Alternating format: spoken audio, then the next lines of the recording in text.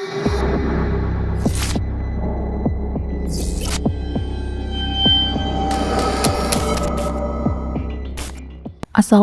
warahmatullahi wabarakatuh. Jumpa bersama saya Haza di channel Untung Ditonton. Bagi yang baru nonton, saya ucapkan selamat datang di channel ini. Semoga kita semua senantiasa diberi kesehatan dan dimudahkan dalam segala urusan. Amin, amin ya rabbal alamin. Nah sob, kali ini saya akan membawakan cerita yang ditulis oleh Mbak Nafila. Nah sebelum kita masuk ke ceritanya, jangan lupa subscribe channel ini dulu ya, agar channel ini lebih berkembang dan memberikan manfaat bagi kita semua. Tanpa banyak cakap lagi, yuk langsung saja kita masuk ke ceritanya. Aku Lastri, Sulastri Rukiem. Sudah terlihat seperti emak-emak di pedesaan Jawa yang miskin kan? Nampaknya aku dilahirkan untuk menjadi miskin. Seperti apapun aku bekerja keras, aku tetap miskin. Saking miskinnya, di umur yang berkepala 3 ini, aku tak pernah sekalipun merasa tenang soal besok mau makan apa. Hari-hariku terus dibingungkan dengan pertanyaan-pertanyaan yang kerap bersarang di pikiran orang miskin. Sumpah, tak pernah sekalipun aku menyelesaikan masalah kehidupan esok hari. Aku dimiskinkan oleh segalanya. Keluargaku yang lainnya pun sama. Sama-sama miskin. Jika membeli, mungkin buyut-buyutku juga sama miskinnya. Jika dikatakan aku tidak bekerja keras, itu tidak sepenuhnya. Aku yakin kalian pasti tidak pernah merasakan bekerja keras sekeras aku. Aku telah bekerja keras, sekeras apapun yang tidak pernah kau bayangkan. Racun dan jelaga telah menjadi kudapanku setiap hari. Dari pagi kubuka mata hingga ingin istirahat memejamkan mata. Aku selalu bekerja keras. Itu pun waktu tidurku sangat sedikit. Tak sebanding dengan capeknya tubuh yang kutempa setiap hari. Kata orang yang miskin itu asalnya dari mental miskin. Tidak juga. Mau aku jungkir balik seperti apapun, aku tetap miskin. Seperti yang kubilang, aku telah dimiskinkan oleh segalanya. Kemiskinan sepertinya menular, sudah turun-temurun dari buyut-buyutku. Bebuyutanku juga tidak ada yang tamat sekolah dasar. Aku pun juga. Hahaha. Percuma saja aku sekolah, tidak bisa menghasilkan beras. 6 tahun yang terbuang sia-sia. Lebih baik aku bekerja. Ikut emak nandur di sawah.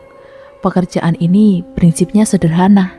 Aku bertani bukan untuk menjadi kaya, tapi agar besok tetap ada sesuatu yang bisa dimakan. Tapi prinsip lama-kelamaan itu hanya bualan belaka. Aku menikah di usia belasan tahun yang masih sangat mahal. Suamiku miskin, tapi dia sudah bekerja sangat keras. Ia jadi buruh tani yang tiap hari merawat sawah milik orang lain. Dibayar dengan seenak jidat pemilik sawah. Sumpah, bayaran itu tidak akan pernah sebanding dengan apa yang dikerjakannya. Lengkap sudah, prinsipku itu hanyalah utopis. Mungkin di masa lalu terlampaui ketika manusia masih punya rasa memiliki sesama manusia lain. Ketika sawah masih ramah terhadap siapapun, prinsip ini dapat dijadikan tiang hidup bagi orang-orang miskin sepertiku. Aku juga tidak jauh dari standar-standar perempuan yang ditetapkan oleh lingkungan aku sendiri. Percuma perempuan sekolah, toh nanti akhirnya juga di rumah saja. Masak, manak, dan macak. Kuimani dengan hikmat standar ini. Aku menjadi istri yang berbakti kepada suami. Aku pandai memasak. Aku pun pandai membuat anak. Terbukti aku telah melahirkan 3 orang anak. Tetapi sepertinya aku tidak pandai macak. Sebab untuk macak itu perlu modal yang tidak sedikit. Uang yang diberikan oleh suamiku tidak akan cukup untuk membeli satu set alat bedak untuk merawat diri. Walaupun sebenarnya aku ingin menekuni dunia kecantikan. Tapi angan hanya angan. Orang miskin bisa apa? Bertahun-tahun menikah, aku juga tetap saja tidak lepas dari belenggu kemiskinan. Akhirnya aku terpaksa ikut bekerja menjadi asisten rumah tangga. Pekerjaan ini kupilih karena memang hanya itu yang bisa kukerjakan. Keluarga menuntutku cakap dalam mengerjakan pekerjaan rumah. Jadi hanya ini kemampuan yang aku punya. Aku juga tidak punya ijazah sekolah karena SD saja aku tak tamat. Menjadi ART tidaklah sulit. Aku hanya perlu memasak tiap pagi, mencuci dengan mesin, lalu membersihkan rumah yang tidak seberapa luas. Kebaikan aku sedang melayani orang yang malas bekerja. Pekerjaan seperti ini saja tidak bisa dikerjakan sendiri. Tapi tak apa. Kemalasannya adalah sumber penghasilanku. Namun penghasilanku menjadi ART tetap tidak bisa mendongkrak ekonomi keluarga. Seiring dengan bertambahnya penghasilan, harga-harga di pasar juga semakin naik dengan cepat. Mampuslah aku dikoyak-koyak pasar. Semakin mampu juga ketika lahan sawah semakin mengerdil dan garapan suamiku juga ikut mengecil. Sejak saat itu aku akrab dengan lelaki yang bernama Mindring. Ia lelaki utusan Bank Serintil yang siap memberiku uang dengan cepat ketika aku membutuhkan. Tapi, alamak, bunga pinjamannya besar sekali. Habislah aku terjebak dalam hubungan yang tidak sehat. Barang yang kupinjam habis dalam sekejap. Namun, bunganya beranak pinak sampai 7 turunan. Saat itu pemerintah memberikan jalan keluar ini melalui program transmigrasi. Angkatlah aku, suami, dan kedua kurcil ke Kalimantan. Tapi keadaan justru semakin payah. Kami tidak diterima di sana. Sebaliknya, kami dimusuhi dengan keluarga sendiri. Akhirnya di sana pun malah menganggur. Transmigrasi membutuhkan keahlian lain selain menjadi buruh. Namun, kami tak memiliki keahlian itu. Pulanglah kami dengan rasa malu yang teramat sangat. Kembali lagi suamiku berkarir sebagai buruh tani lepas dan aku sebagai ART yang malang. Sekaligus sesekali ngasak mengais-ngais sisa padi yang tercecer. Pusing sekali aku memikirkan kemiskinan ini. Anakku yang ketiga berangkat ke SD dengan jarak yang berdekatan. Walaupun katanya sekolah gratis, tapi nyatanya aku masih harus mengeluarkan banyak uang untuk beli buku, seragam, memberi uang saku, dan segala tetek bengek iuran yang menyebalkan. Jangankan untuk sekolah, memastikan ketiga anakku bisa makan saja sudah berat diri ini. Memberi makan 3 orang anak tidaklah mudah.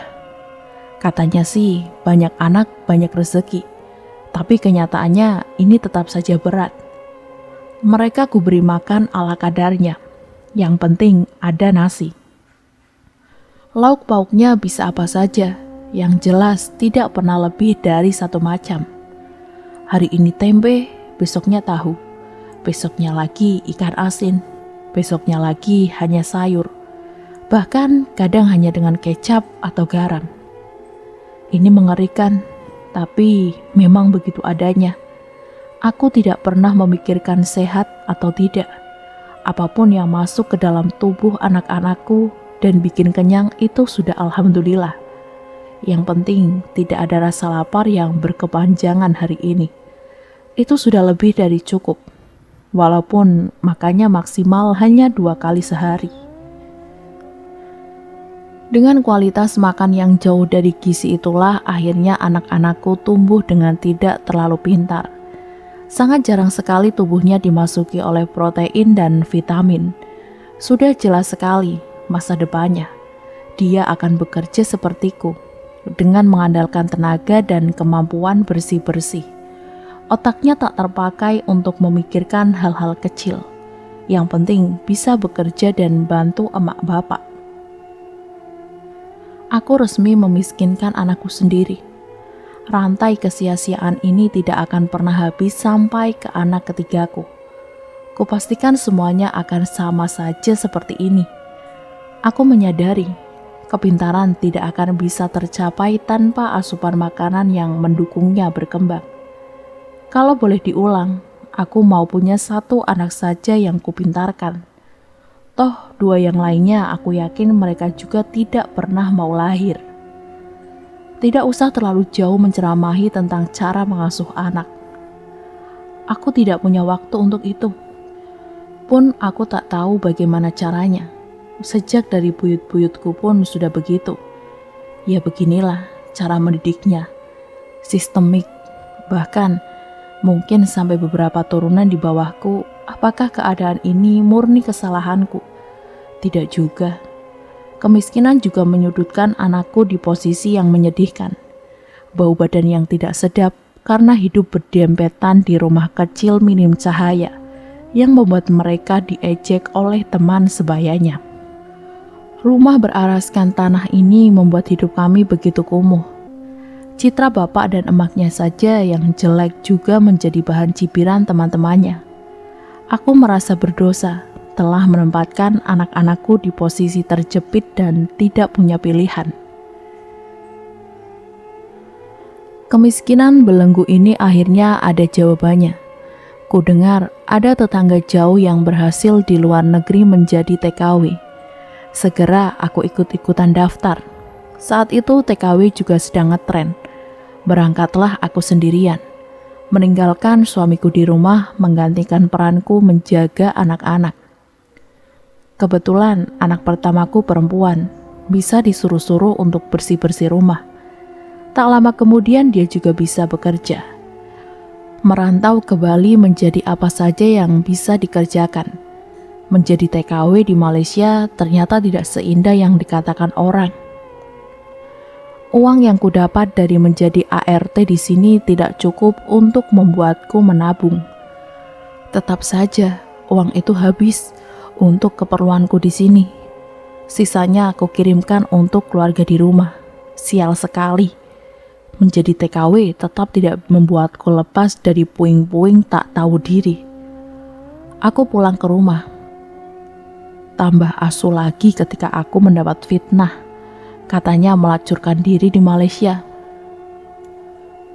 Suamiku yang miskin itu pun pergi menceraikanku, meninggalkanku dengan 3 orang anak tanpa sepeser pun. Laknat tua sekali kau bajingan, tidak tahu diuntung. Telah kurelakan semua masa remajaku untuk menikah denganmu. Telah kuberikan 3 orang anak dari spermamu yang nirportain itu. Sudah untung anak itu berhasil keluar dengan hidup-hidup. Setiap jengkal bermasalah telah kupergunakan untuk menghidupi keluarga kecil yang terkutuk ini. Membantumu menghidupi anak-anak, sebab kau tak pandai mencari uang. Sekarang malah kau tinggalkan 3 orang anak ini dengan segala beban hidupnya sendiri. Seperti anak-anak ini tercipta bukan karena sumbangan spermamu saja. Keluarga yang sangat konflik ini adalah keluargaku sendiri. Sebuah mimpi buruk yang tidak buruk-buruk amat bagi orang-orang miskin. Orang-orang yang dimiskinkan itu sudah akrab dengan rantai permasalahan tak berujung. Selepas kekecewaan atas hilangnya jiwa bajingan terkutuk itu, akhirnya kulanjutkan hidup dengan 3 orang anak yang sudah dewasa. Semuanya telah lulus SD. Tidak ada yang melanjutkan ke jenjang pendidikan selanjutnya. Alasannya jelas karena tidak ada duit. Yang kedua, jelas otak anakku tidak sampai belajar lagi. Mereka lebih gemar pacaran dengan pasangan yang sama-sama miskin. Kemudian kumpul kebo dan tak sengaja hamil. Daripada harus berjibaku dengan buku-buku yang mahal dan penuh dengan isme-isme itu. Benar saja, 2 dari 3 anakku hamil di luar nikah. Tidak dinikahi pula. Sebab perempuan macam apa ini sangat mudah untuk dibodohi. Keluargaku selalu lekat dengan stigma buruk sejak dalam pikiran.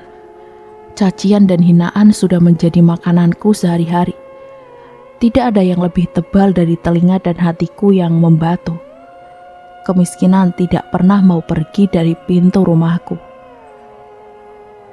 Diiringi si mindring yang setiap hari patahnya. Sementara anakku yang ketiga ini selalu ikut aku bekerja. Kemanapun aku pergi pasti ia ikut, berbeda dengan kakak-kakaknya. Dan dari 3 bersaudara itu yang tak lain perempuan semua. Anakku yang terakhir ini pandai sekali macak.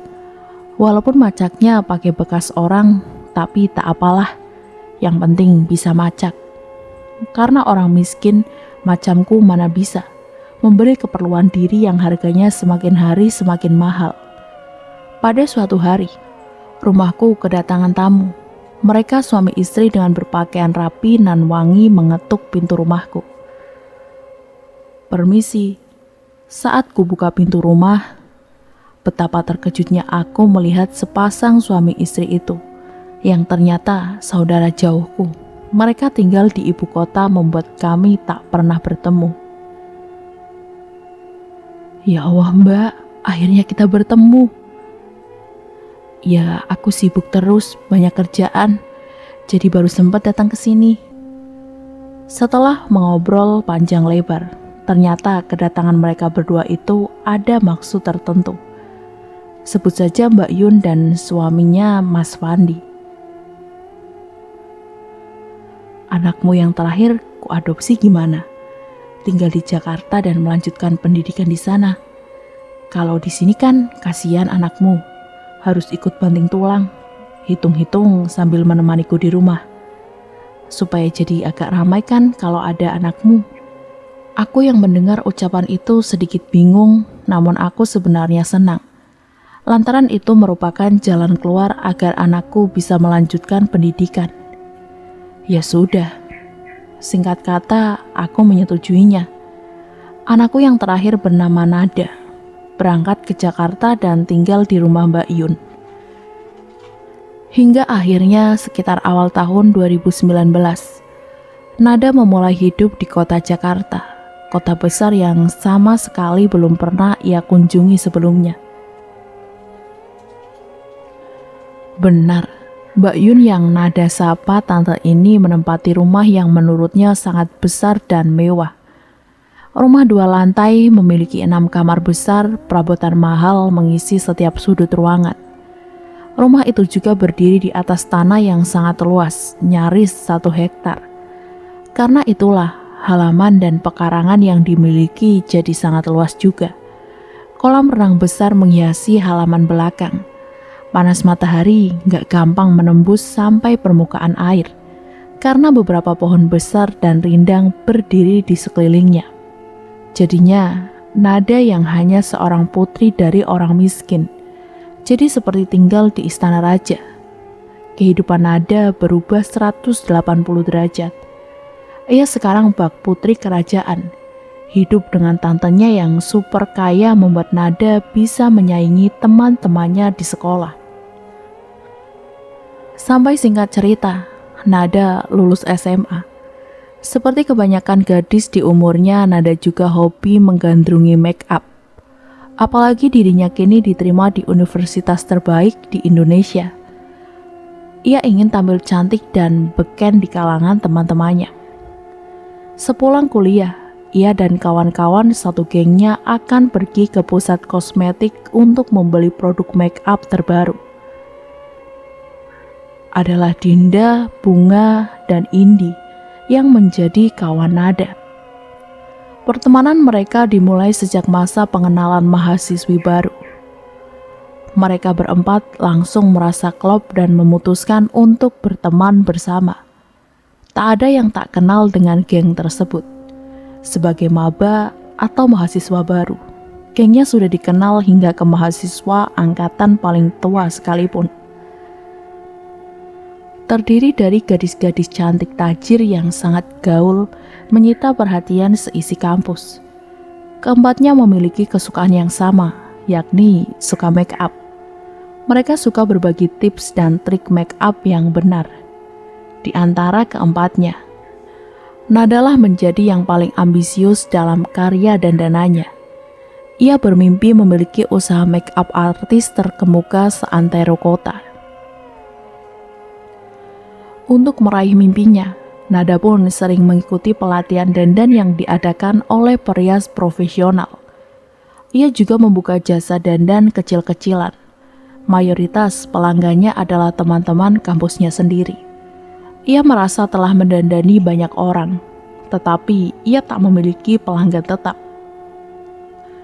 Ia keheranan sendiri, padahal biaya jasa yang ia patok juga standar, tidaklah mahal. Usut punya usut. Ternyata kemampuan dandan Nada tidaklah terlalu bagus. Banyak pelanggan yang kecewa setelah menggunakan jasanya. Menurut mereka, alis hasil karya Nada berbentuk aneh dan tidak simetris. Memiliki alis yang tidak simetris membuat mereka malu. Para pelanggannya kapok, tak ingin menggunakan jasa Nada lagi. Nada tak mengerti apa yang salah dengan alis buatannya. Menurutnya, alis buatannya baik-baik saja. Ia memang memiliki silinder di matanya, tetapi ia berusaha untuk membuat alis yang sesimetris mungkin. Kegundahan hatinya ia lampiaskan dengan melamun di halaman rumah tantenya. Kegelisahan Nada ditangkap sang tante. Ia heran mengapa keponakannya itu sangat sering menghabiskan waktu sendirian di halaman belakang. Nada juga tak kenal waktu kalau duduk di halaman belakang. Kadang pagi hari, kadang siang hari, bahkan juga sore menjelang malam. Waktu yang tak baik untuk di alam terbuka. Kok sering di sini duduk? Pikirannya lagi penuh ya? Tanya sang paman hati-hati. Iya, ini bisnisnya lagi sepi. Gak ada pelanggan sebulan terakhir, tuturnya. Wah, kebetulan sekali. Itu Simbah Pujo temannya paman, barusan rawuh. Coba nanti kamu tanya beliau. Mbok Bilih bisa bantu. Kalau nggak kamu datang ke danau yang dekat dengan hutan. Di sana ada pendopo yang ada di bukit seberang danau. Wah, boleh tuh. Ya udah, nanti Nada ke sana. Makasih ya paman. Sang paman pun membalas dengan senyuman. Esok harinya, Nada melakukan apa yang direkomendasikan pamannya. Ia berjalan kecil mengikuti jalan setapak yang ada. Ia biasa saja, tak tahu harus berharap apa.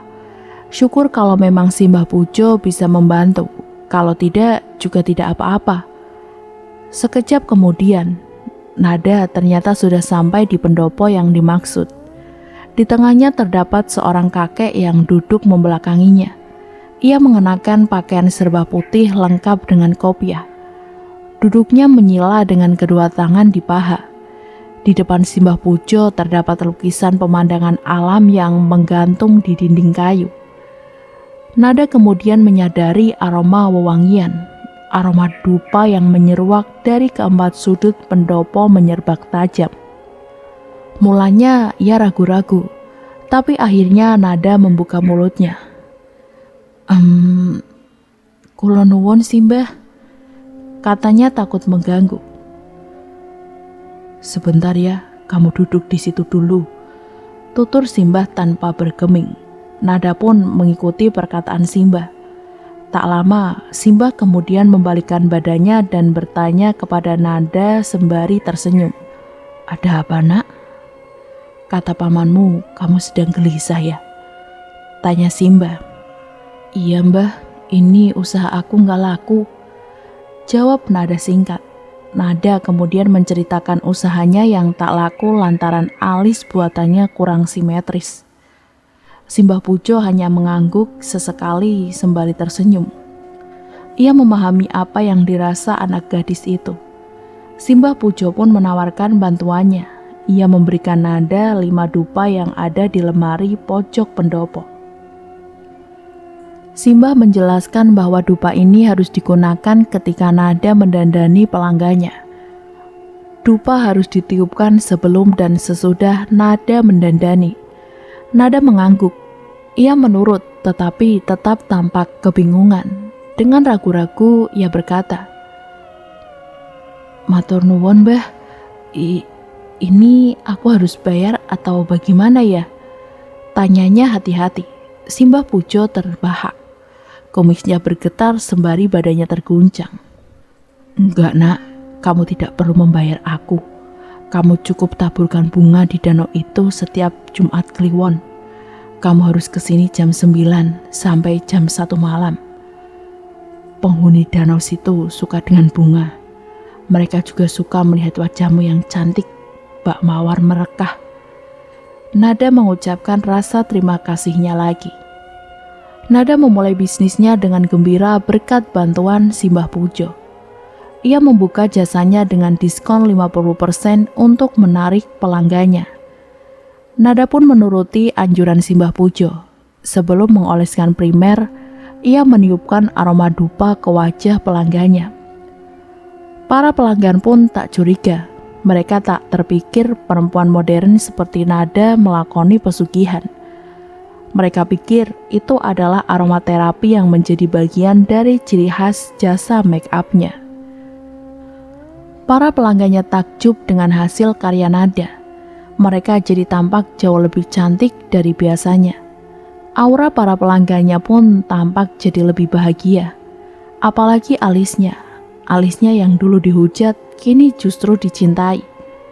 Meskipun dalam pembuatan alis, Nada tidak menggunakan teknik yang berbeda. Alis sama saja. Mujur memang dupa pemberian Simbah Pujo. Pelanggannya kembali datang untuk memakai jasanya. Dalam sebulan, Nada sangat sibuk melayani para pelanggannya. Usahanya pun semakin berkembang. Bisnisnya tenar dengan ciri khas yang ia miliki, aroma terapi dupa, yang membuat bisnis make up-nya mengudara. Nada pun menepati janjinya. Saben Jumat Kliwon ia datang ke danau itu menaburkan bunga selama 1 tahun. Ia tak sadar dinginnya angin malam mengganggu kesehatannya. Di tengah-tengah merias, Nada tiba-tiba merasa panas di kepalanya. Seketika ia jatuh pingsan. Ketika dibawa ke rumah sakit, Nada terkejut. Dokter menemukan adanya tumor otak ganas berbentuk bunga yang ada di kepalanya. Nada pun divonis tak akan hidup lama lagi. Aku yang berada di kampung mendengar kabar dari Nada yang sudah sukses dan berhasil meraih cita-citanya pun sangat bangga. Bahkan hampir setiap minggu, Nada selalu mengirimkan uang untukku hidup di kampung.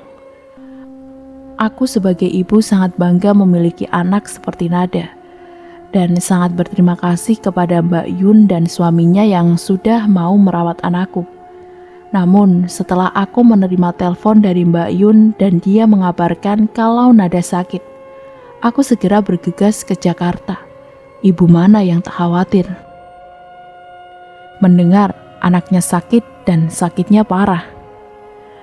Keesokannya tiba-tiba aku datang pada sore hari.